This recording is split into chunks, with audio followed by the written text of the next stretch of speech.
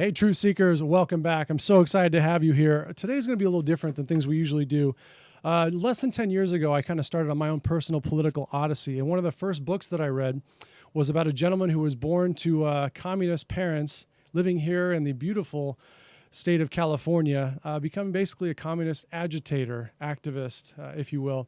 And it's interesting because there's a show that I really like called The Americans, and I have the suspicion that it was based on his life. So he's going to have to tell you that for himself. But I've read, Radical Son, I've read Take No Prisoners, I've read The Black Book of the American Left, and today I finally get a chance to speak with him in person. So it's an honor to introduce David Horowitz and talk about his most recent book, Dark Agenda: How leftism is trying to destroy Christianity. Mr. Horowitz, you're on the air. How are you?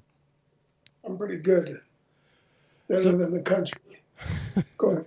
So is it unfair? Did you get any royalties when The Americans came out or when the fifth season finally ended? No. My parents were card-carrying communists. I was 17 when the Khrushchev report came out revealing where the head of the Communist Party of the Soviet Union attacked the cult of the individual and attacked the crimes of Stalin. And that blew up this whole movement. These movements of the left are all based on delusions. Not unlike the Russia hoax collusion. It's so ironic that they would be accusing a patriot like Trump of colluding with the enemy when they do it all the time. But I was never a member of the Communist Party. My greatest sins was raising money for the Black Panther Party, which was a bunch of murderers, gangsters. Not that I knew it. It is ironic that you get labeled a racist, a bigot, a homophobe, every other type of obe that there is, when it was your friend who was actually murdered by the people you were trying to help, right? They just make it up. They make it up. It's just unbelievable. The Southern Poverty Law Center has me at the top of their hate list, and I'm supposed to be, this is their words, the godfather of the anti-Muslim movement in America. You talk about putting a target on somebody's back. Wow.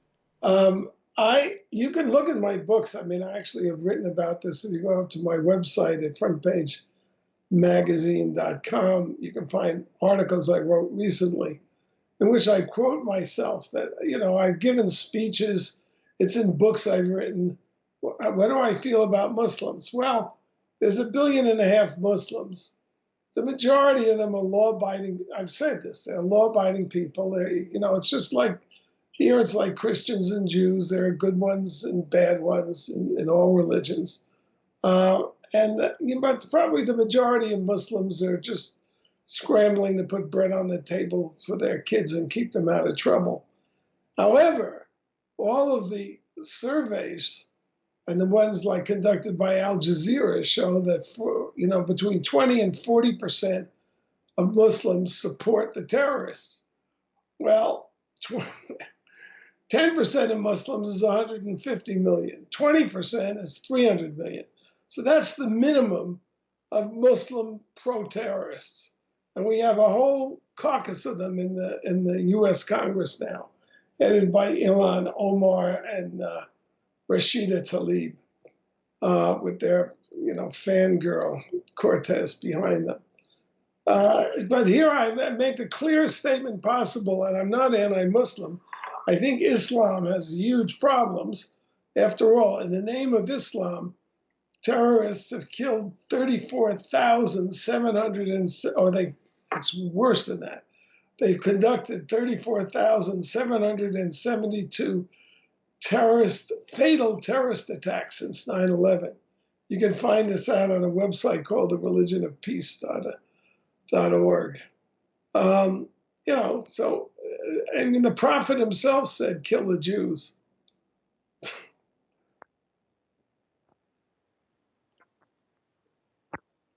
I don't want you to spend any time defending yourself. I know how often you get attacked, but I as someone who actually reads your work and has read a half a dozen or so of your books and plans to read more, I find it interesting that I finally get a chance to talk to you about the topic that interests me most of all, and that's Christianity, Western culture, and just my general interest in why an agnostic Jew, son of former communists, would be interested in writing a book, Dark Agenda, about the left's war against Christianity. Kind of take us through that.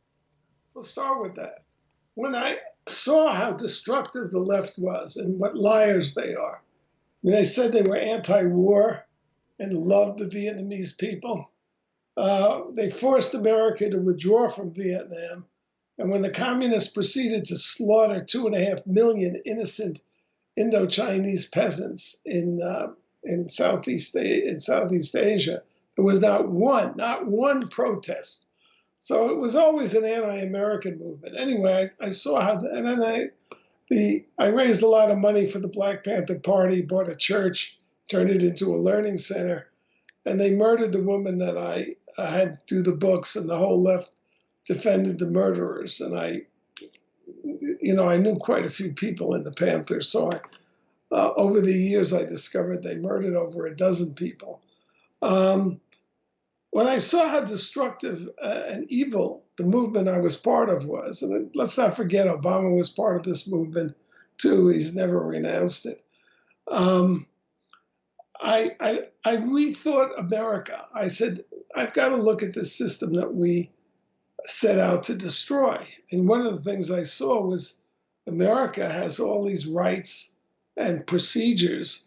So if America, if J. Edgar Hoover did bad things, we try to correct it. If people didn't like the decision we made to go into Vietnam, there's always books and, there's a look at what we did. And the first thing that I came up against was I looked at the inalienable rights we all have to life, liberty, and the pursuit of happiness. And it dawned on me immediately that if there wasn't a God that gave those rights, they would have to be given by government, and government could take them away. So the only way you can have the rights that are so basic to being an American is if you, one, are a believer, or two, respect believers and respect their belief. And of course, the left has nothing but contempt for religious people. My late friend, Christopher Hitchens, who was the most entertaining atheist among them, Agreed, wrote a book called God is Not Great, How Religion Poisons Everything. And this is the way all progressives, without exception, have it upside down. It's human beings who poison religion, not the other way around. And that's the fundamental difference, actually, between left and right. People on the right and these are Judeo-Christian perceptions. I mean, there's a reason people read the Bible 3,000 years after it was written. It's got a lot of wisdom in it. And this is one of its wise insights. We are the problem, not society. Society is just a creation of us. How leftists don't see that, I actually can't talk to leftists anymore because they demonstrate against me. I can't be invited to a campus. That's how bad things are in this country. I may have to link to the clip that I mentioned on Instagram that I was going to have you on, and someone sent me the link I've seen, obviously, before, of the gal who you asked if she'd denounce Hamas because they want to exterminate all Jews, and she wouldn't answer. And then eventually you said, would you be in favor or against? I said the head of Hezbollah said he wants all of us Jews worldwide to gather in Israel so he can hunt us down there. I said, for it or against it? And she said, for it. Right there, under the freedom of a Western institution, she can say she wants you all dead. There's a bunch of Muslim Nazis up on the internet, on Twitter, hypocritical Twitter. Actually, Twitter still is censoring the cover of my book, Dark Agenda, War Destroy Christian America. I don't read a lot into it, except that their censors are inept because it just makes them look foolish. So I want to, people who are going to criticize you and talk about the things that you represent and how you're a hateful right-wing extremist, I think one of the things I get from reading your content is your perspective. So it should be said, for people who don't know you, that you were there when you spearheaded one of the very first riots at Berkeley. You were a radical. No. Sorry, go ahead. That's one of the reasons I'm not in the left anymore. I was not. I never threw a rock in the '60s. Did I protest? Is that the? Sorry, I meant to say protest. I said. Yeah, they're riots. I rhetorically, I may have incited something.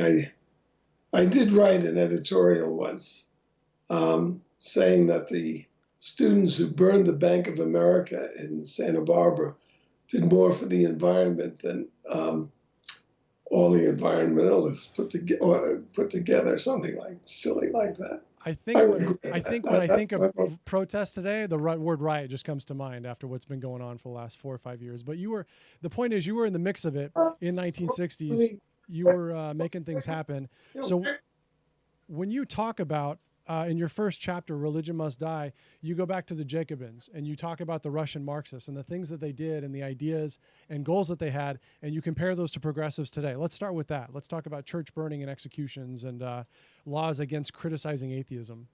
well, the reason is that Christianity is anathema to the left for the same reason America is. Although, let me just say, it's not just the inalienable rights that are Christian. Every value we hold dear as Americans, equality, inclusion, even diversity, they're all Christian values. They all come from the people who created this country, 98% of whom were Protestant Christians. Until the Reformation, you could only get to heaven by going through the Catholic Church. This is so fundamental in the outlook that people have, how they view society and individuals. You could only get to heaven by going through the priesthood of the Catholic Church. If they excommunicated you, you were toast. The Protestant, the reformers understood that the Catholic Church was a human institution. It's what my friend Christopher Hitchens did not understand when he wrote his book, God is Great, How Religion Poisons Everything. It's people who poison religion. The problem is people. There's something the left doesn't see. The left thinks people are born good and society makes them bad, which is a really stupid idea when you think of it. The next time you meet a progressive, test them on this idea. Who creates society, after all, if it isn't people?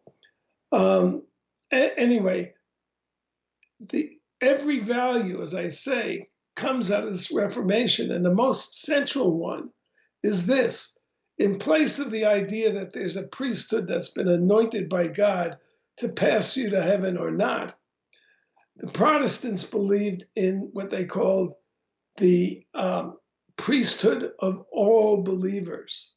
The priesthood of all believers. You can look it up, and even Wikipedia will have it. Central idea of the Protestant Reformation. What does that mean? It means that every individual confronts his or her creator one on one without the intervention of a priest or a minister or a church. It's one on one. And no Protestant sect or denomination can define what a Christian is for the others. This is an incredibly liberating doctrine, the priesthood of all believers. It creates equality even for black slaves. And it's why America liberated the slaves. It's something we don't get credit for. We did not enslave blacks. We did not go to Africa and throw nets over African heads. We went, our slavers, and they were a very distinct minority in America. The slavers went to slave auctions that were run by blacks, and black slave owners sold the people they had enslaved to Americans. Within 20 years, we ended the slave trade. You couldn't bring slaves to America. Most of the North freed their slaves, and then at the cost of 350,000, mainly white lives, we freed the slaves. Um, Americans should be incredibly proud of their history with slavery because slavery existed for 3,000 years through all societies before America began this liberation. And people who emphasize, like Cory Booker, what an idiot he is, said the other day that we have to get rid of the bigotries in the Constitution. Constitution doesn't mention race. The words black and white don't appear in the Constitution. He's a moron. but he gets away with it because we live in an America these days where it's okay to hate white people. The only serious race war in America is against whites. I think it And was I get in trouble for saying that. yeah. I say that for all of you out there who know it and don't want to quite pay the price I've paid. There are a couple sound bites in there that might get you in And trouble. let me say, if there's a I hate using the word liberal, even progressive is they're reactionaries, and they're not liberals. They're vindictive bigots, is what they are. But I'm probably the only conservative in America who defended Trayvon Martin. So put that in your pipe and smoke it. In the later chapters, you mentioned something I want to talk about a little later in the interview, that America is founded on the idea of pluralism, which means you have to respect each other's beliefs for the system to exist. But when you talked just then about Cory Booker talking about the Constitution, you've got a really good write-up about how there are words that we use today which we shouldn't use. One of them is sexism, and you say it's actually anathema to language in the Constitution because it takes all the nuance and all the descriptive words out of the conversation. And now all of a sudden, anything that you do that's interpreted negatively is sexism, and it falls into that catch-all progressive bucket of you're a bad person, I'm going to other you. Yeah, you're a damned person. Yeah, I forget what I'll get to the other ones because I have some notes here. But I want to go back to, you talked about Christopher Hitchens. And one thing I've always wanted to ask you, David, is you mentioned a lot about the neo-atheism, new atheism, who the new atheists are. You mentioned Dawkins and Hitchens. I don't think you mentioned Harris. But I've always wondered, why was a new atheism required? You know, we're told that it's not actually a faith or belief system any more than not collecting stamps as a hobby. So why did it need an overhaul? Why did it need to be reformed and renewed? And why this new? Of course, it's a religion. How do they know there's no God? You know, what? They don't. It's a faith they have. They don't believe there's a God. So they should be respectful. There are people who believe in God, and there are people who don't believe in God. But they're both beliefs are a form of faith. I happen to think that the atheistic faith is much more dangerous than the religious faith, although the religious faith is dangerous as well, as the Muslims are showing us every day. The problem is people. The problem is the use that people make of religion or of atheism. I always just wondered if new atheism doesn't imply that there was something wrong with the old one, kind of like how we have the new democratic version of socialism. I think it's their effort to say, well, science has refuted religion. Science doesn't and can't answer any of the questions that are the core of any religious faith. Why are we here? Where are we going? What do we do? Given the fact that there's a silence out there. Blaise Pascal called it the hidden God. God has chosen not to intervene in history. Christ could have risen right off the cross and compelled belief. This is another reason that the left hates Christians, because Christians believe in free will. They believe that we have the capacity for good and the capacity for evil, and we make the choices. We're not forced to be evil if we're black by white racists, which is the current mythology in America today. Jesse Smoll's "The devil made me do it." That gay. I don't know if he's an atheist or not, but yeah, always the devil. I'm curious. You talked about was a Black Panther. Jesse Smoll. Oh, his mom was, right? Didn't you write about that, or was that Greenfield on your site? And his mom's best friend is that bitch Angela Davis, evil woman, stupid and evil, who served communism all her life. And she got a Lenin Peace Prize from the East German regime, the most disgusting police state in all of Eastern Europe. Angela Davis won their award. I recently did a podcast about. What's her? Why did I get off on Angela Davis? But Angela Davis, Sorry.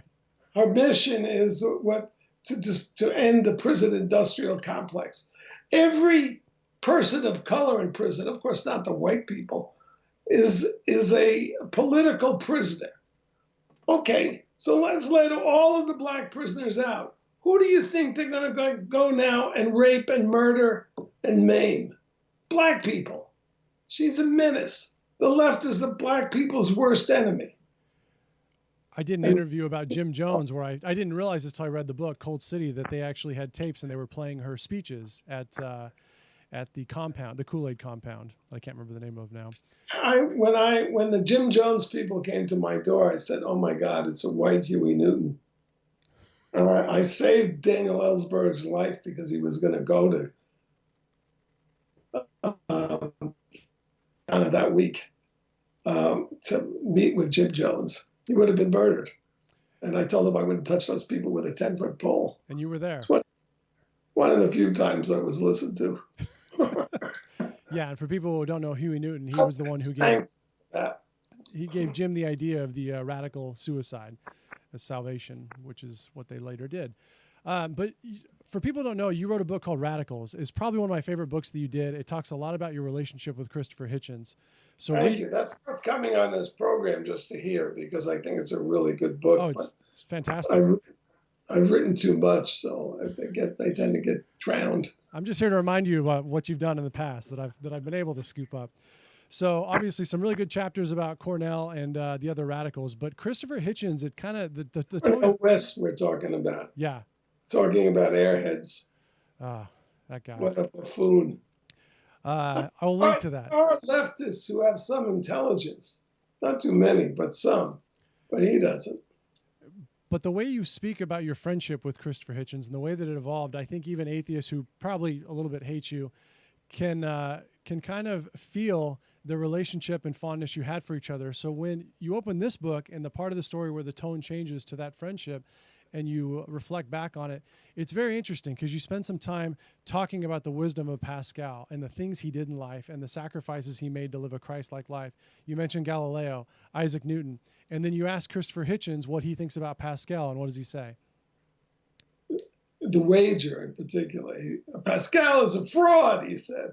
That ended our conversation. Christopher, he had two sides. He was actually two-faced in his own way.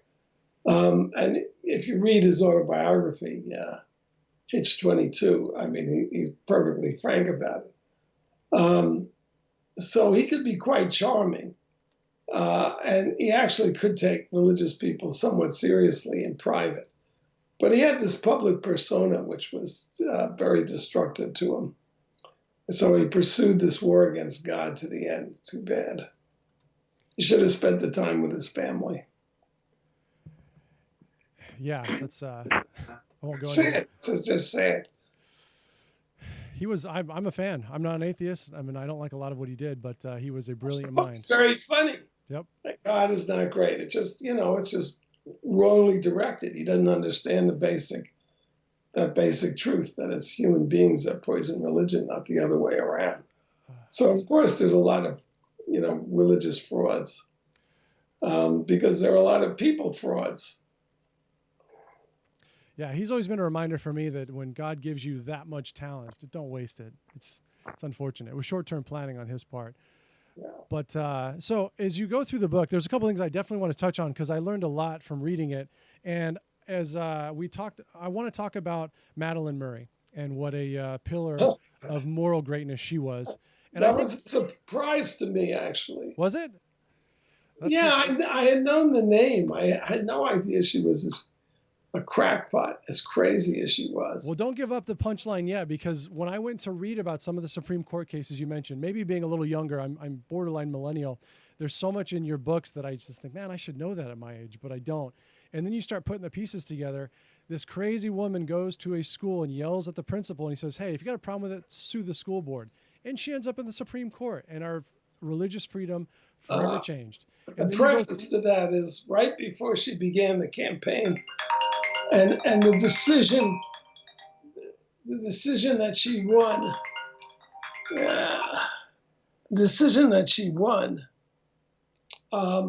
banned Bible reading from the schools. And the banning of religion from the schools, it means you can't teach that the Pilgrims were Christians. You can't. You can teach that there was a Thanksgiving, a first Thanksgiving, but not that the thanks was given to God. you can't. What they've done is they've deprived generations of Americans from understanding what their freedoms are based on. Elizabeth Warren has no idea what American freedom is. She thinks that the founders wanted one person, one vote. No, they didn't. If they did, they would never have created the Senate, would they? Because the Senate, Wyoming, which has 500,000 people, gets the same number of senators as California that gets 37 million. In fairness, her relatives were at the first Thanksgiving, so you got to at least give her that. The Democrats are so pathetic. I can't believe that anybody could put credence in any of these people who are running for president, especially that jackass Beto O'Rourke. Oh, but, Robert Francis, good Irishman.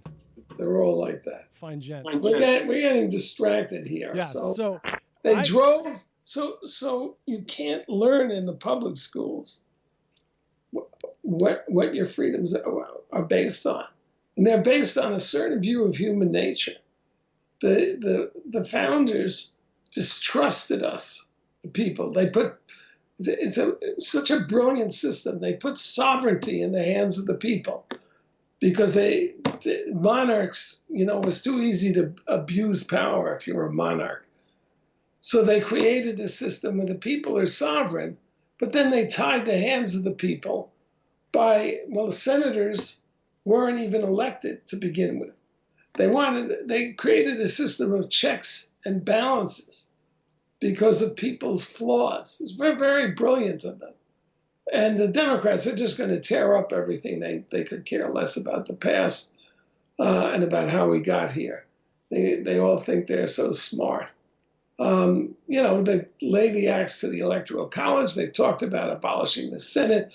They abolished the borders. They want illegals to vote. They want felons to vote. They want 16-year-olds to vote. They actually would like kindergartners to vote because they've already indoctrinated them in kindergarten. These are the people we're dealing with. Don't have any respect for them. They don't deserve it.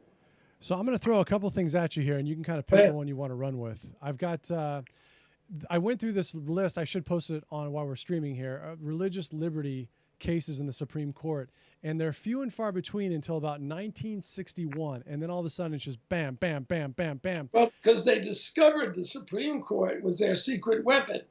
How does a radical minority impose its will on 300 million Americans? And the Supreme Court was the answer. Think about what the Supreme Court is. It's 9 lawyers appointed for life by politicians. Now, how could that go wrong? And what they did, there was 170 years of precedent that prayer should be in the schools. There had been prayer in the schools since the founding. And overnight, they threw it out. So much for stare decisis and, the rule of precedent. That's a one-way street like all the Democrats and progressive streets. Well, so you make the case beautifully in the book that basically once they got one decision, these were like dominoes. They could use the precedent of the one decision to knock all the rest of them down. And it's altered what we consider normal. Basically 150 years of precedent gone overnight. And so the one you kind of pinpointed was Madeleine Murray. I didn't know a lot about her when I read the book. I went and spent hours researching it. Let's tell your listeners. Right before she launched, she was a left-wing loon. She was a communist. I don't know if she ever joined the party. She's met with all the Communist Party leaders. Very celebrated by the New Left, Madeleine Murray O'Hair. She founded Atheists of America. And right before she launched this campaign about prayer in the schools, which she did to change America, she took her children, her 2 sons, to Europe and tried to defect to the Soviet Union. But the Soviets, the Kremlin, they took a look at her and said, this woman is a nutcase, and we're not letting her in. So she was a little disappointed. She comes back, and she needs to make her kid the plaintiff in the case. He was 14. And we know all this through the kid, who eventually became I think he became a Catholic and very anti his mother and her crusade. And she said, "Well, what do you think about prayer in the schools?" And he said, "It's all right with me." And she attacked him, said, "You don't understand. The United States is a fascist slave labor camp run by New York Jewish bankers. And the only way you get freedom is through socialism, through the government. And the Russians are close, but they're obviously not there, or they would have let us in." That's Madeline Murray O'Hair. And the US Supreme Court took this lunatic seriously. If you read her, I think the biography of her is called The Most Hated Woman in America. I mean, eventually she was murdered by one of her criminal followers. Yeah, guy who'd already Actually, done prison they time, made right? it. You don't even have to read the book. I'm sure there's a Netflix film or an HBO film documentary on her. I went to public school, so of course I'd never heard her name in my life. And so that was a fun part of going and learning about it. But then you get after that, I think the next case was it Engel versus Vitale, and then pretty soon you can't pray in school. And then you've got the case of the little girl in Jersey who actually got scolded and punished for praying over her food, and all these things we take for granted. For her food and holding the hands of two of her 5-year-old friends. And the only way, I mean, they kind of banned her when they let her mother went to sue them, and they made a deal. And the deal was she could pray herself, but she couldn't encourage any of her friends to pray. This is America. This is what progressives have wrought. This is who they are. I went to Wikipedia, and there's no mention. There's a slight reference to Madeline's father, who it says she blames protesters and agitators for his death. But you have a different story. A complete, total, and utter lie. What actually happened? She hated her father. The scene of her son's book opens with a family fight where she cuts her uncle, but she's threatening her father with death. The way he died was, and this happened shortly before the Supreme Court took the case. They were deliberating the case. So she saw it as a way to exploit his death. They had a fight over breakfast where she said, "I hope you die, and I'm going to put your shriveled body in the trash," which left him, according to his grandson, shaking. He went out to the A&P, and she stormed out. He went out to the A&P shortly thereafter and keeled over at the counter and died of a heart attack. And she blamed that on Christians, but it wasn't protesters. She blamed it on Christians. So she got wise to how provoking people worked pretty early on. I want Christians or anyone of any faith listening, I want you to know that when you take certain things for granted, certain norms in society like separation of church and state and no prayer in schools, this is how they get started. This woman, this paragon of moral virtue, is the one who got the rules changed in school. Yeah, but the separation of church and state is just another progressive lie. The separation was this. All these Protestant sects, and again, if you erase the history, which they've done, this is worse than erasing a particular statute, but that it's of the same mentality. You erase the history, you don't know, how you got to where you are, and therefore you can't tell where you're going. As I said, 98% of the settlers were Protestants.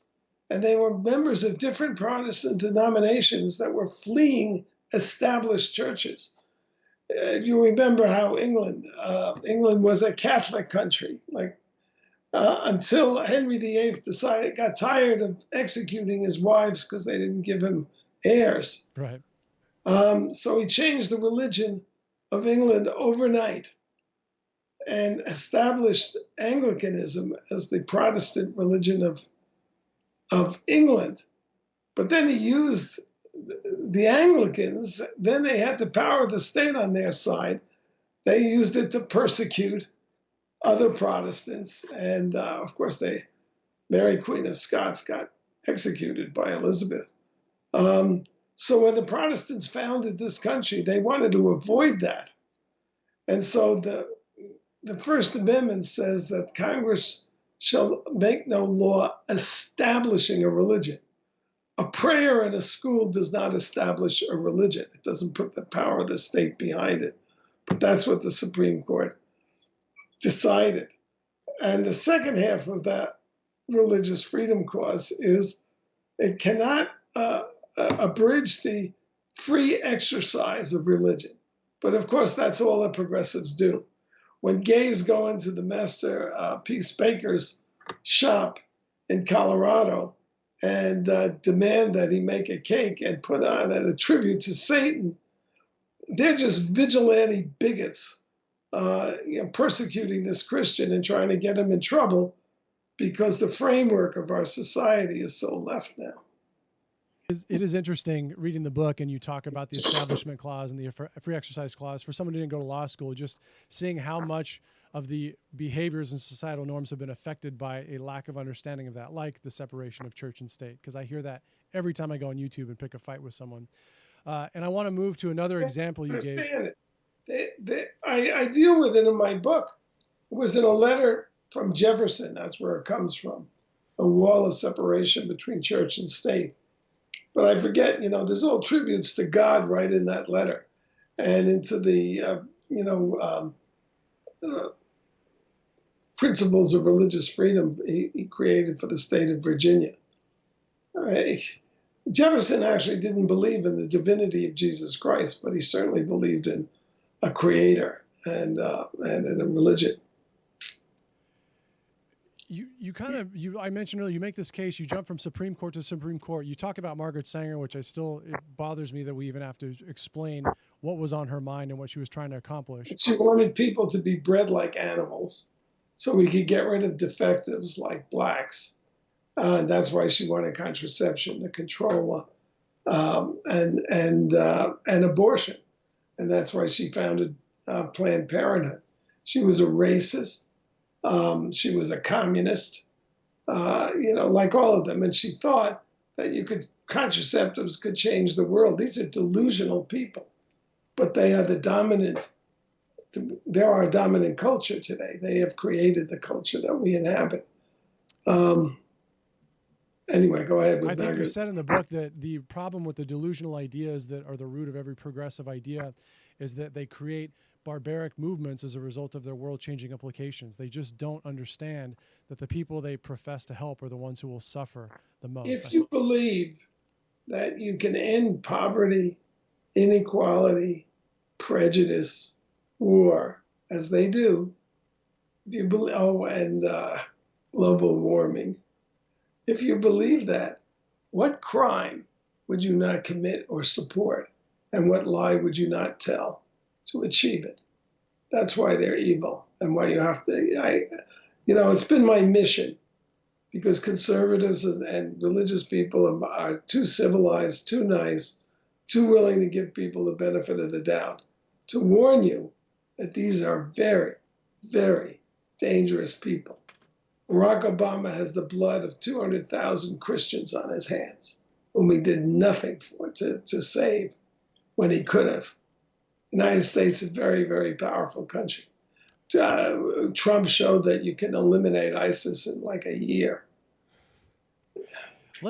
So that was something I was hoping to get into. I met you for the first and only time at Politicon 2 summers ago, I think, and you were on a panel with Obama's Millennial Foreign Policy Council. It was Marie Harf, Tommy Vietor, leaders of the free world. I forget the name of the atheist Muslim guy from Britain who was kind of their version of Jon Stewart. And you were outnumbered 4-1 and just kind of laid waste to these guys about Obama's foreign policy. And that was one of the lines I remember, is the amount of Syrians and Muslims that got killed because of Obama's ineffectiveness in Syria. And they kind of just gave you the blow off, like, hey, man, you're an old dude. I get it. You don't understand how things are now. And I was irritated sitting in that room. I don't know if you remember that or not. I have vague memories of that. I think Malcolm Nance was the... Yeah, oh, Nance. That's why I blocked him out. He's a fraud. He is. I can't remember. There's so many idiotic things these people are saying these days. I can't remember. Yeah, maybe that's just a Tuesday for you, David. But Cornel West and Larry Nance should be roommates, because that's a guy. How does he have a career? I don't understand it. Yeah, because he's black. Come Every on. time you ask the question, you go, "Hey, look, I was Skin there. All privilege right, in I was in America is Afghanistan." black skin privilege. Nobody likes to talk about it. But, okay, these uh, Felicity Huffman and Lori, whatever the hell her name is, they had to spend hundreds of thousands or millions of dollars to get their kids who are poorly qualified into college. But if you're black, you get 200 free SAT points. Yeah, this is a terrible thing that the left has done to qualified blacks. There are plenty of very smart black people around who can get into Harvard on their own. Um, but the left actually came up with this. There's only 6 blacks at Brooklyn Tech, or maybe it's Stuyvesant, that New York has, some special schools for super bright students. So why can't they have 100 schools like that? Because they don't have the students that can qualify for 100 schools like that. I mean, it's so elementary. These people have everything upside down, and they're incredibly destructive because of that. It is odd that you get accused of saying incendiary things, and as we sit and discuss this, it makes me feel uncomfortable. And I have to remind myself, I'm not the one doing this. I'm not the one putting people through these hoops to show them how you can't help the inferiors, and the inferiors won't accomplish anything unless you're there to help them and give them steps and feel bad for them. But spare them the help of the left. The left are black people's worst nightmare. Democrats and progressives control every inner city of any size in America, every killing field: Chicago, Detroit, St. Louis, Washington, D.C., Ferguson. Control 100% controlled by the Democratic Party, and have been for 50 to 100 years. Every atrocity, every injustice in the inner city, every school that year in and year out predictably has 40% of the kids drop out, and the 40% of the ones who graduate are functionally illiterate. 100% the responsibility of progressives and Democrats. And it's very sad that they can, they bribe people like Cory Booker, get perks, and a moron can run for president. So he keeps the blacks in Newark in line. It's just terrible. I'm gonna skip Bork. I'm gonna skip Ted Kennedy. I'm gonna skip Roe versus Wade. I definitely want, so at Front Page Magazine, where a lot of your content goes up now, I know you run several other organizational sites and groups, but one of the things that you wrote about that I have probably cited as often as anything is your writings about the sexual revolution in San Francisco in the 60s and 70s. And I will discuss this with gay kids, gay youths, adults, and I'll talk about the Stonewallers and the heteronormative war and the way that gay culture has changed. And just so you know, when I was 16, I went to New Orleans and I lived with a gay man as part of a pageant combine where we went around the South and just emceed beauty pageants and did stuff that most of my Christian friends didn't do at that age. And I spent my summers in New Orleans. I went back for Mardi Gras. So I'm not a prude when it comes to what goes on in that lifestyle. But I've seen the dichotomy between the old school guys in the 60s and 70s and the new millennial kids who want to have regular families and rent kids and do and be totally accepted as normatives. I supported gay marriage for that reason. I would have preferred if it was civil unions rather than marriage, because it's such an old institution.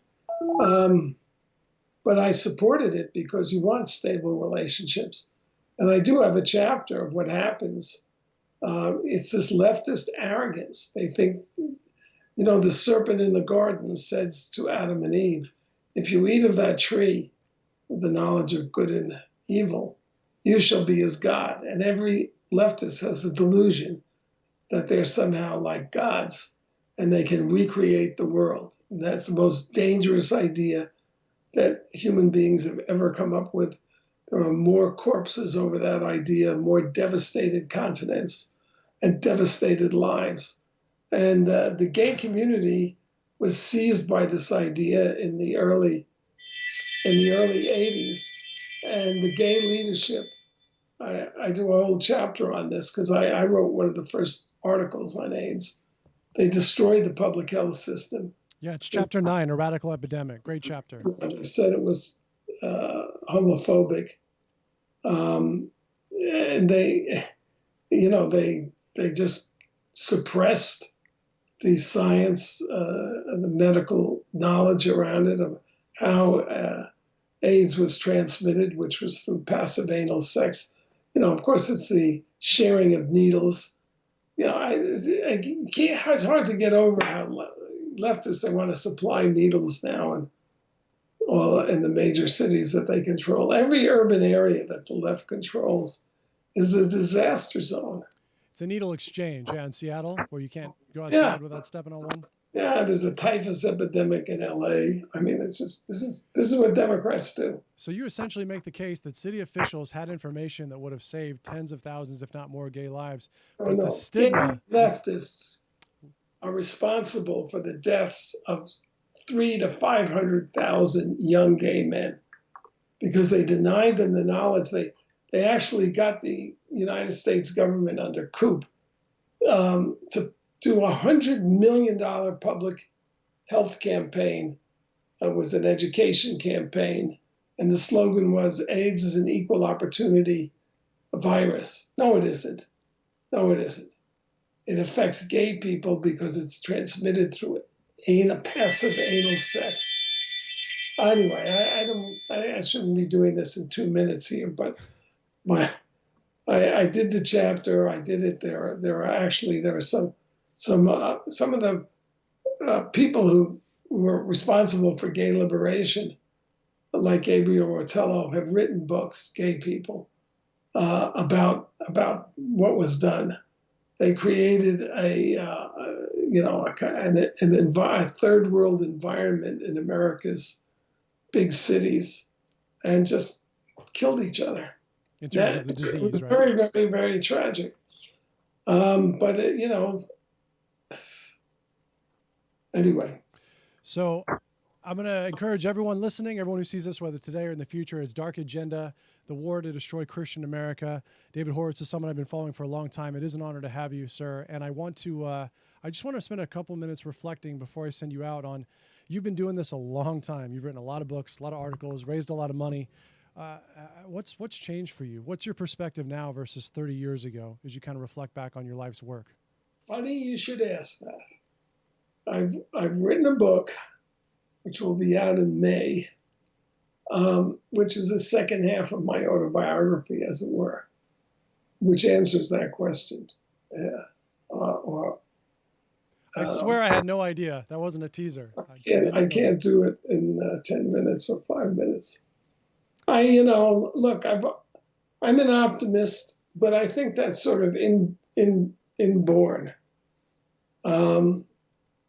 If I look out at America today, it's a very dark picture because, it's a miracle, and I explain in my book that it's because of the assault on Christian communities that the religious right was created and then elected Ronald Reagan and now Donald Trump. And that's all that's standing between us and a new dark ages, in my view. But the left controls the schools from kindergarten. And when I say the left, I mean the communist left. I mean people and a racist left. Identity politics is racism in its purest form. I mean, it presents itself as anti-racist, but it's just racism. You judge people first by their skin color, then by their gender, and then by their sexual orientation. If you're a white male, you're guilty before the facts. And if you're a black female, you're innocent even after the facts show you're guilty. Just ask Tawana Brawley. That's the world we live in, where the left controls the culture. You have anti-American radicals like George Soros pouring hundreds of millions. He's even behind this Jussie Smollett thing. He put $400,000 into the corrupt prosecutors campaign that's letting Smollett off at the behest of the Obamas. It's unreal. I happen to think that Trump is going to win this next election, and that maybe we can build a kind of conservative movement that's aggressive and fights back that will save this country. But right now we're in a terrible world of trouble. And to those hesitant Christians, which I was one of them, who was Trump I wasn't Here's what pro-Trump I or have to anti. say. I was hesitant Trump. Here's what I have to say. I mean, Christians will go across the globe and maybe devote 10, 20 years, maybe their whole lives, to creating Christians in Asia, saving souls. If you don't defend Christianity here in America, if you don't defend the principles that are Christian, and I've shown that, I mean, another one is, the key one is free will. The left doesn't believe in free will. It believes that, your idea, all blacks think alike. This is terrible. I can't. Well, there's a line in your book that we don't always have shared If you values. don't defend your religion here, you're not going to have it anymore. They're going to destroy all the churches. They'll prevent you from expressing your religious beliefs. I mean, there's this massive assault on the freedom of conscience, which is the basic freedom. If you don't have the ability to think your own thoughts and then defend them through speech, you don't have the ability to defend any of your freedoms. And that's where we are now. So please fight. We need Christians to fight. You guys elected Trump, as I say. Imagine if that wretched woman, Hillary Clinton, who did collude with the Russians, who violated the Espionage Acts, who is a bigot who's accused half the country of being racist, sexist, homophobic, Islamophobic.